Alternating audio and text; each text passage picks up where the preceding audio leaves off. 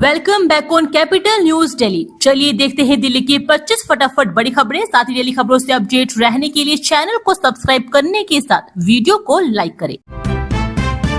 दिल्ली में कूड़े के पहाड़ खत्म करने के लिए सरकार पूरी तरह प्रतिबद्ध, रेखा गुप्ता ने दिया आश्वासन।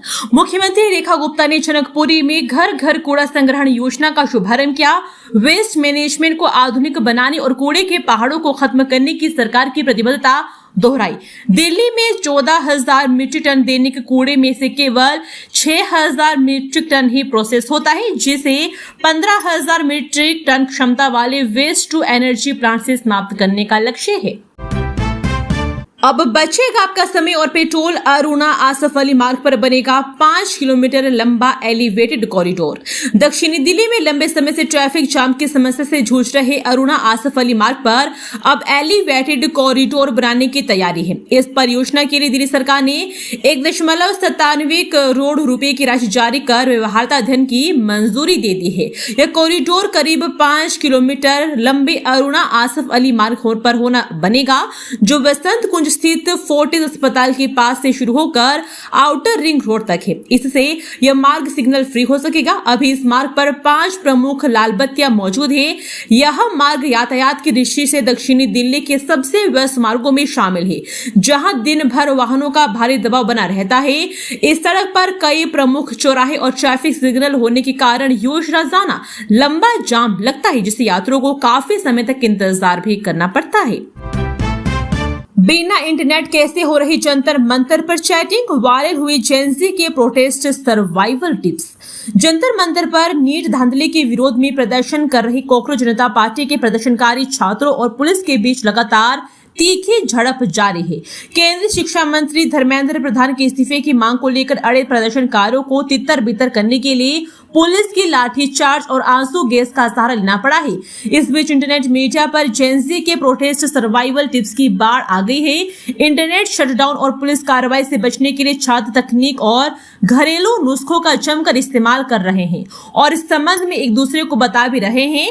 बार बार ठप हो रहे मोबाइल नेटवर्क से निपटने के लिए प्रदर्शनकारी ऑफलाइन गेस और ब्लूटूथ आधारित मैसेजिंग एप्स डाउनलोड कर रहे हैं, जो बिना वाईफाई या डेटा के काम करते हैं। इसके अलावा cloud free local large language models और संचार उपकरणों की मदद भी ली जा रही है, ताकि नेटवर्क बंद होने पर भी संपर्क बना रहे। आपात स्थिति के लिए विरोध स्थल के आसपास रहने वाले स्थानीय लोगों के संपर्क नंबर भी सहेजे जा रहे हैं। केंद्र सरकार और सीजेपी के बीच 2 शर्तों पर बनी बात। शिक्षा मंत्री के इस्तीफे पर फंसा पेच। मीटिंग में क्या क्या हुआ? सीजेपी और केंद्रीय सरकार के बीच आज शुक्रवार को एक अहम बैठक हुई। इस बैठक में केंद्र सरकार की ओर से केंद्रीय मंत्री जेपी नड्डा और जितेंद्र सिंह रहे, जबकि सीजेपी की तरफ से आशुतोष राका व सौरभ दास मौजूद रहे। यह बैठक दिल्ली में कॉन्स्टिट्यूशन क्लब के पास वीवी हाउस में हुई। सीजेपी और केंद्र सरकार के बीच करीब 45 मिनट तक चली इस अहम बैठक में सीजेपी की बड़ी मांगों पर चर्चा हुई है। सीजेपी की ओर से सरकार के सामने 3 मांगे रखी गई। हालांकि केंद्र सरकार ने सीजेपी से कल शनिवार दोपहर तक के लिए समय मांगा है। केंद्रीय स्वास्थ्य मंत्री जेपी नड्डा ने कहा कि सरकार को सीजेपी द्वारा रखी गई मांगों पर विचार और चर्चा करने के लिए समय चाहिए होगा। उन्होंने कहा कि सीजेपी के साथ आगे भी बातचीत हो सकती है, जिससे यह संकेत मिलता है कि बातचीत बंद नहीं हुई है, कोई गतिरोध नहीं है। क्या अनुच्छेद 324 का हवाला देकर कुछ भी कर सकते हैं? एसआईआर में शिक्षकों की तैनाती पर एचसी का चुनाव आयोग से सवाल। मतदाता सूची के लिए किए जा रहे स्पेशल इंटेंसिव रिवीजन से जुड़े काम के लिए स्कूल टीचरों को तैनात करने पर भी निर्वाचन आयोग पर सवाल उठाया। अदालत ने निर्वाचन आयोग से पूछा कि एसआईआर से जुड़े काम के लिए स्कूल टीचरों को क्यों तैनात किया है। अदालत ने पूछा कि यह निर्वाचन आयोग संविधान के अनुच्छेद 324 का सहारा लेकर अपनी मर्जी से कुछ भी कर सकता है। कोर्ट ने चुनाव आयोग से पूछा कि वह किस अधिकार के तहत स्कूल शिक्षकों को एसआईआर में काम करने का उद्देश्य निर्देश दे रहा है। अदालत ने कहा कि निर्वाचन आयोग उन शिक्षकों को सजा दे सकता है जो काम नहीं करते हैं। नई दिल्ली मेट्रो स्टेशन भी बंद, सरकार सीजेपी की बातचीत के बीच एनडीएमसी का अहम फैसला, कुल 18 स्टेशन प्रभावित। जंतर मंतर पर चढ़े सीजेपी के प्रदर्शन में जुट रही भारी भीड़ के चलते सुरक्षा कारणों से दिल्ली मेट्रो रेल कॉर्पोरेशन ने अब नई दिल्ली मेट्रो स्टेशन भी बंद कर दिया है। इसके साथ ही दिल्ली मेट्रो के अब केवल 18 स्टेशन बंद कर दिए गए हैं। इन स्टेशनों पर एंट्री और एग्जिट पर रोक लगा दी गई है।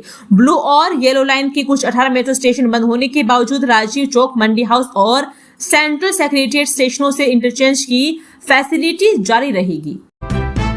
तेजस, राजधानी और गरीब रथ समेत कई ट्रेनें रद्द, रैक की कमी के कारण रेलवे का फैसला, यात्री परेशान। शुक्रवार को रेलवे ने कई ट्रेनों को रद्द करने का फैसला लिया है।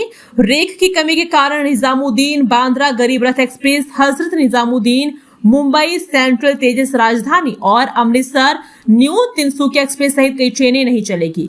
इसके अलावा नई दिल्ली, गाजियाबाद, पलवल, आगरा, टुंडला और पानीपत रूट की कई लोकल ट्रेनें भी शुक्रवार को रद्द रहेगी, जबकि कुछ ट्रेनों की यात्रा बीच रास्ते में समाप्त की जाएगी। यात्रा से पहले यात्री अपनी ट्रेन का स्टेटस जरूर जांच ले। अब दिल्ली में सड़कों की मरम्मत करने वालों को पहननी होगी खास जैकेट। पीडब्ल्यूडी के इस आदेश से क्या बदलेगा? राजधानी में सड़कों के रखरखाव और मरम्मत कार्य के लगे कर्मचारियों की स्पष्ट पहचान सुनिश्चित करने के लिए पीडब्ल्यूडी ने नई व्यवस्था लागू की है। अब पीडब्ल्यूडी ने सभी सरकारी कर्मचारियों के लिए विभागीय जैकेट पहनना अनिवार्य होगा। वहीं निजी एजेंसियों और ठेका कर्मचारियों के माध्यम से कार्य कर रहे कर्मचारियों को भी एसी जैकेट पहननी होगी, जिस पर उनकी कंपनी के नाम से प्रमुखता से पीडब्ल्यूडी अंकित होगा।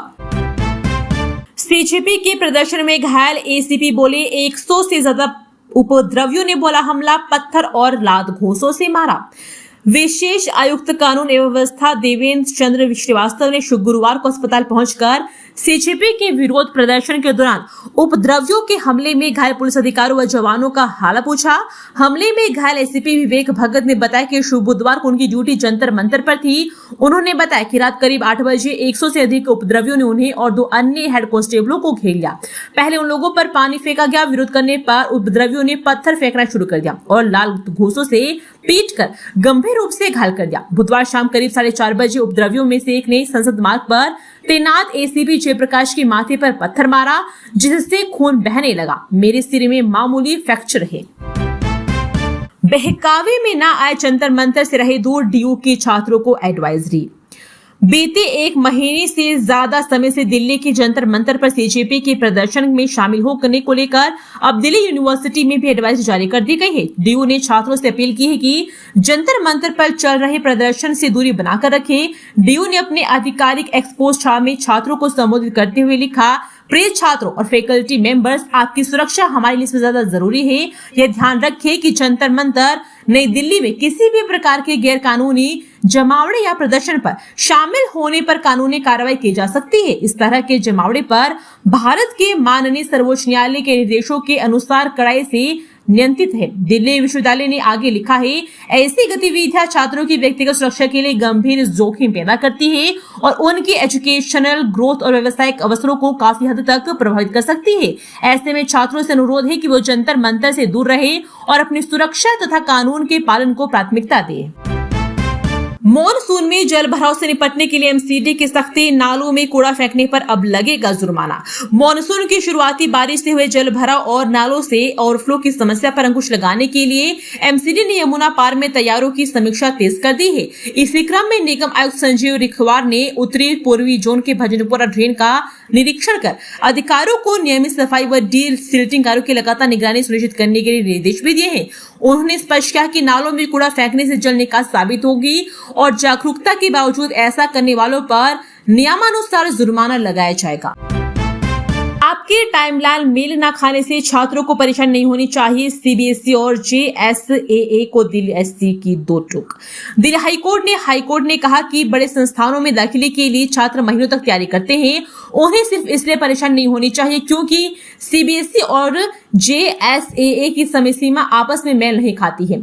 न्यायमूर्ति जसमीत सिंह की पीठ ने उक्त टिप्पणी 2 छात्रों की याचिकाओं पर सुनवाई करते हुए की। इन छात्रों का IIT Delhi school of planning and architecture में दाखिला इसलिए रद्द कर दिया गया था क्योंकि वे 12वीं कक्षा की न्यूनतम योग्यता शर्तों को बहुत कम अंतर से पूरा नहीं कर पाए थे और कंपार्टमेंट और इम्प्रूवमेंट परीक्षाओं के नतीजों का इंतजार कर रहे थे। पीठ ने इसके साथ ही 2 याचिकाओं पर सीबीएसई व जेएसएए को नोटिस जारी कर जवाब दाखिल करने का निर्देश दिया है। धर्मेंद्र प्रधान के इस्तीफे का क्या हुआ? सोनम वांगचुक ने खत्म किया सबसे बड़े सवाल का सस्पेंस। सामाजिक कार्यकर्ता सोनम वांगचुक ने 26 दिन बाद अपना अनशन समाप्त कर दिया है।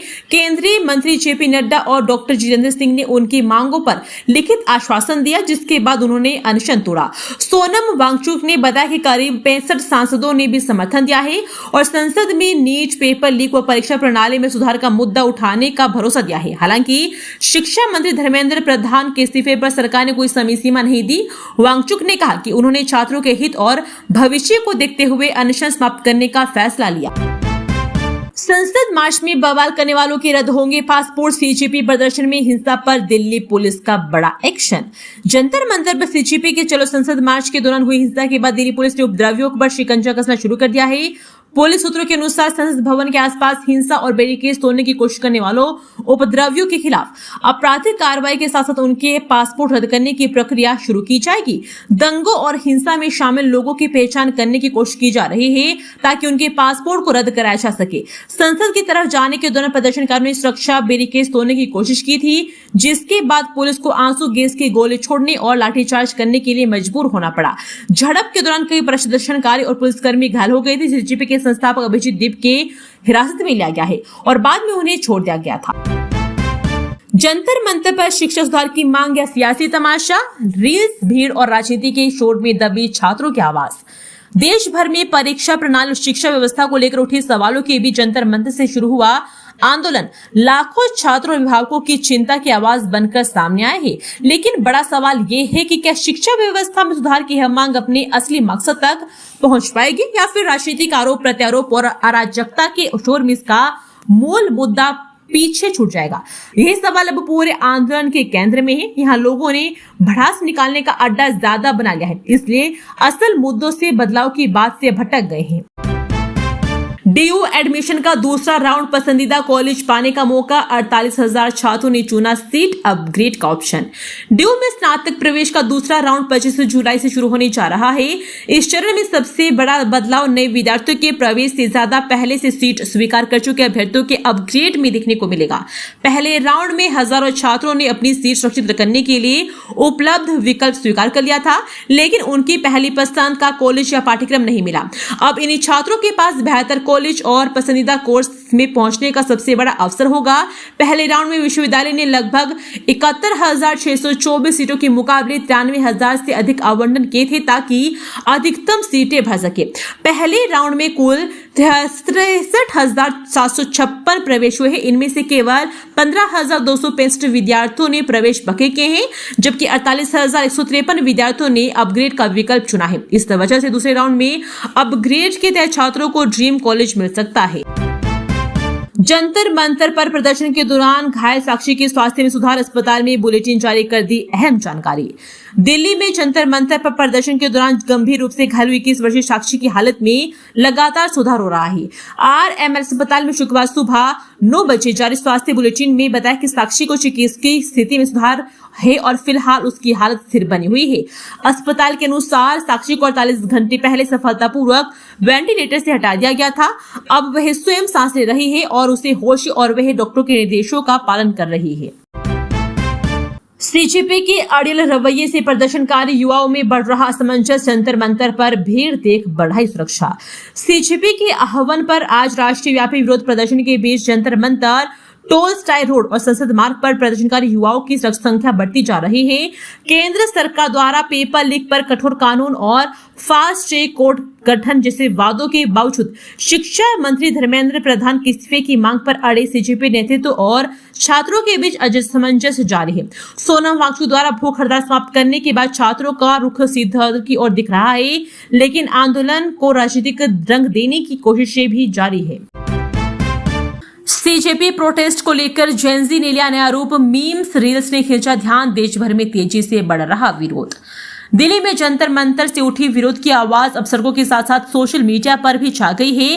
केंद्रीय शिक्षा मंत्री धर्मेंद्र प्रधान के इस्तीफे और पेपर लीक के विरोध में जारी छात्रों के आंदोलन को जेएनजी अपने अंदाज में जैसे मीम्स, रील्स और तीखे व्यंग के जरिए पेश कर रही है। इंस्टाग्राम और एक्स पर यह प्रदर्शन एक नई ट्रेंड के रूप में उभर रहा है। प्रदर्शनकारी पुलिस की कार्रवाई और अपनी दिक्कतों को मजाक और संगीत के साथ बयां कर रहे हैं।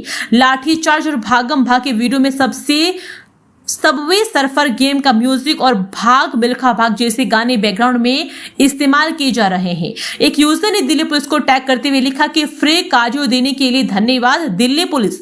वह एक युवती ने अपनी रील में चुटकी लेते हुए कहा कि मेरा आईलाइनर इतना मजबूत है कि जितनी है सरकार भी नहीं है। अपनी नियत में ही खोटे नीट पेपर लीक मामले में फास्ट ट्रैक कोर्ट के ऐलान को केजरीवाल ने बताया दिखावा। आपके राष्ट्रीय संयोजक अरविंद केजरीवाल ने नीट 2026 पेपर लीक मामले को लेकर केंद्र सरकार और प्रधानमंत्री नरेंद्र मोदी पर निशाना साधा है। उन्होंने सोशल मीडिया प्लेटफॉर्म एक्स पर पोस्ट कर सरकार के फास्ट ट्रैक कोर्ट संबंधी प्रस्ताव और जांच प्रक्रिया पर सवाल उठाए। केजरीवाल ने अपनी पोस्ट में लिखा कि प्रधानमंत्री नरेंद्र मोदी ने शनिवार देर रात पेपर लीक मामलों के लिए सोमवार को संसद में फास्ट ट्रैक कोर्ट संबंधी कानून लाने का ऐलान किया था। उन्होंने आरोप लगाया है कि प्रधानमंत्री का आश्वासन अगले ही दिन खोखला साबित हो गया। दिल्ली गुरुग्राम में हल्की बारिश से बदला मौसम सुहावना होने के बाद भी उमस बरकरार। मौसम उतार चढ़ाव के बीच शुक्रवार को दिल्ली एनसीआर के कई इलाकों में मौसम ने करवट ले ली। पूर्वी दिल्ली समेत राजधानी के कई इलाके क्षेत्रों और गुरुग्राम में हल्की बारिश शुरू हो गई है, जिससे लोगों को उमस भरी गर्मी से आंशिक राहत मिली। हालांकि कई इलाकों में धूप और बादलों की आवाजाही का दौर भी जारी है। सुबह से ही पूर्वी दिल्ली के अलावा राजधानी के अन्य हिस्सों में हल्की बारिश दर्ज की गई। वहीं गुरुग्राम में भी फुहारे पड़ने से मौसम सुहावना हो गया। मौसम विभाग ने पहले शुक्रवार को दिल्ली में छिटपुट बारिश की संभावना जताई थी। शुक्रवार को दिल्ली का न्यूनतम तापमान 27.3 डिग्री सेल्सियस दर्ज किया गया, जबकि अधिकतम तापमान 35 डिग्री सेल्सियस के आसपास रहने का अनुमान है। बारिश के बावजूद तेज धूप और नरमी के कारण कई इलाकों में उमस बनी रह सकती है। दिल्ली के 2 व्यस्त रास्तों पर बनेंगे 5 किलोमीटर लंबे फ्लाईओवर। ट्रैफिक जाम से राहत दिलाने की तैयारी। दिल्ली सरकार ने राजधानी में ट्रैफिक जाम कम करने के लिए उत्तर पूर्वी और पश्चिमी दिल्ली में 2 नए फ्लाईओवर बनाने की योजना तैयार की है। इस परियोजना की फिजिबिलिटी जांच जल्द कार्रवाई की जाएगी। इसके लिए पीडब्ल्यूडी ने निजी सलाहकार नियुक्त करने की प्रक्रिया शुरू कर दी है। करीब 5 किलोमीटर लंबे पहले फ्लाईओवर का प्रस्ताव करावल नगर ट्रेन के ऊपर अंकुर एनक्लेव से गोकुलपुरी मेट्रो स्टेशन तक है। वहीं दूसरा करीब 5 किलोमीटर लंबा एलिवेटेड कॉरिडोर गुरु हरकिशन रोड पर ब्रिटानिया चौक से शुकुर बस्ती रेलवे स्टेशन होते हुए आउटर रिंग रोड तक प्रस्तावित है। दिल्ली में ट्रैफिक जाम से मिलेगी राहत। 1 लाख करोड़ से अधिक की परियोजनाएं शुरू। राजधानी दिल्ली में ट्रैफिक जाम को कम करने के लिए केंद्र सरकार ने 1.4 लाख करोड़ रुपए से अधिक की परियोजना शुरू की है। यह जानकारी 23 जनवरी को केंद्र सड़क परिवहन मंत्री नितिन गडकरी ने दक्षिणी दिल्ली से भाजपा सांसद रामवीर सिंह भिदुड़ी की ओर से पूछे गए प्रश्न के जवाब में लिखित में दी। रामवीर सिंह भिदुड़ी ने दक्षिणी दिल्ली की परियोजनाओं की भी जानकारी मांगी थी। जवाब में केंद्रीय मंत्री ने बताया कि दिल्ली नोएडा डायरेक्ट फ्लाईवे की योजना के अंतर्गत डीएनडी से फरीदाबाद और सोहाना होते हुए 6 लेन का ग्रीनफील्ड कॉरिडोर बनाया जाएगा, जिसकी लागत 4,583 करोड़ रुपए है। इस द्वारका एक्सप्रेसवे और NH 48 को नेल्सन मंडेला मार्ग से जोड़ने के लिए शिवमूर्ति से 6 लेन की टनल भी शामिल है। सोनम वांगचुक ने 26 दिन के बाद अपना अनशन तोड़ा। जेपी नड्डा से मुलाकात के बाद लिया फैसला। पिछले 26 दिनों से अनशन पर बैठे सामाजिक कार्यकर्ता सोनम वांगचुक ने शुक्रवार देर रात केंद्रीय स्वास्थ्य मंत्री जेपी नड्डा और केंद्रीय मंत्री डॉक्टर जितेंद्र सिंह की मौजूदगी में अपना अनशन समाप्त कर दिया। लंबे समय से चल रहे आंदोलन के बीच घटनाक्रम महत्वपूर्ण माना जा रहा है। अनशन समाप्त होने के बाद वांगचुक ने कहा कि लोकतांत्रिक व्यवस्था में संवाद की किसी भी समस्या का सबसे प्रभावी समाधान है और उन्हें उम्मीद है कि सरकार उनकी मांगों पर गंभीरता से विचार करेगी। खबर लिखे जाने तक वांगचुक ने अनशन समाप्त करने को लेकर ना तो मंच से कोई घोषणा हुई और ना ही प्रदर्शनकारियों ने कोई प्रतिक्रिया दी। पीएम का जवाब काफी नहीं, प्रधान के इस्तीफे तक जंतर मंतर नहीं छोड़ेंगे, सीजेपी का ऐलान।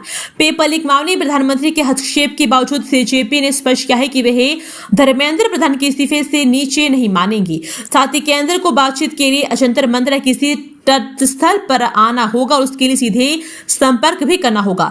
सीजेपी का यह रुख ऐसे समय में आया है जब प्रधानमंत्री नरेंद्र मोदी ने एक्सपोज में पेपर लीक में शामिल लोगों को जल्द और कड़ी सजा दिलाने के लिए फास्ट ट्रैक कोर्ट बनाने की घोषणा की और कहा कि हमारे युवाओं के कल्याण और भविष्य से ज्यादा जरूरी कुछ भी नहीं है।